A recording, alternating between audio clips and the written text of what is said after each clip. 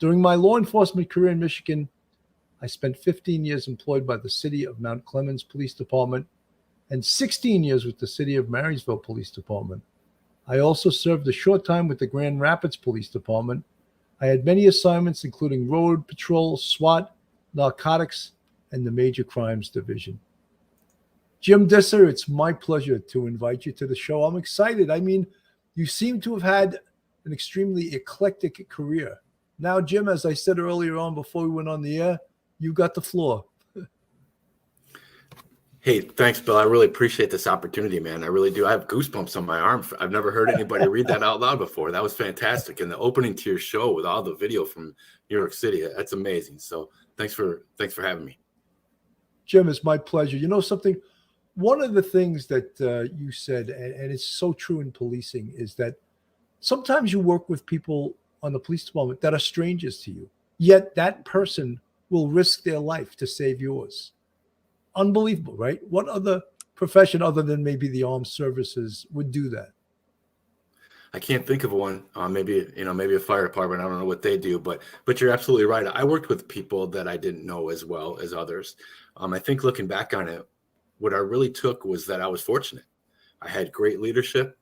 I had guys and gals like that, like you described, that would lay down their life for each other. And, I had also, I had some examples of what not to do. We all had that, and I remember my dad telling me to learn from those people too. And I did. So like I said in the book, it's the only job I ever wanted. 31 years went by like that. And I really was in an environment that was a target-rich environment for stories. And that's how this book ultimately came about. I remember being a rookie cop, getting off duty at midnight and going to the bar for an hour and a half with the guys. And I'd listen to the city cops and the deputies and the troopers sit around the table and tell stories. I didn't really have too many of my own just yet, but I really enjoyed listening to them. And I learned from them. Sometimes I learned mistakes not to make. I avoided those mistakes because I heard these guys talk about it. And in that environment, pretty soon I had some of my own stories to tell. And over the years, more and more, and people seemed to like it when I told them. So at the end of my career, I started thinking about it. I got some encouragement from another cop who had written a book and knew that I wanted to do it. So he kept prodding me. Finally, I did it. And the first 10 chapters, each chapter being a different story, roughly chronological, but each chapter is a different story. So it's easy to pick up and put down. The first 10 chapters just came flowing out of me like water. I couldn't write them fast enough, I guess. And the next 10 were similar, a little different, but still going great. The next 5 or so were kind of a labor. So I put it down for 6 months, didn't touch it. And then I picked it up, started writing them again one by one, asked my buddy John, the author, hey, when do I stop? And he says, well, how many words do you have? I said, no idea. He goes, well, Microsoft Word counts them. Check. Oh, okay.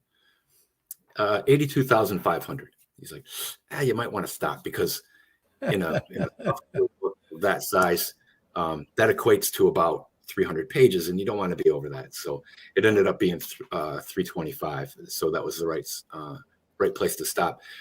I've got plenty more, and I think what I'd like to do next is develop a character, the kind of guy that we like, like Harry Bosch or Andy Sipowicz or Travis McGee, something like that, and develop the storyline, but then let my own experiences kind of inform that story. That's kind of my rough draft for what I want to do next. Jim, in college, I took a course when I went to Buffalo State College called Detective Film. And it goes all the way back to Charlie Chan and, all of those early detectives. And it was about Warner Oland. And I'm trying to think of some of these, Sherlock Holmes, of course. And that's like a genre of film. And when you think about even films to this day, there is such a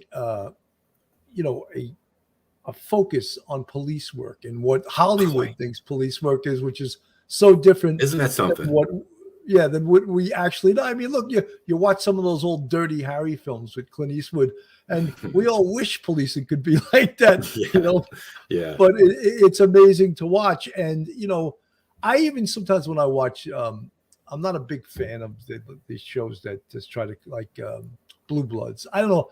I always feel that the writers have to insert their political bullshit into these shows that, look, there's always like this left-leaning writers that have to put this crap Always. in there.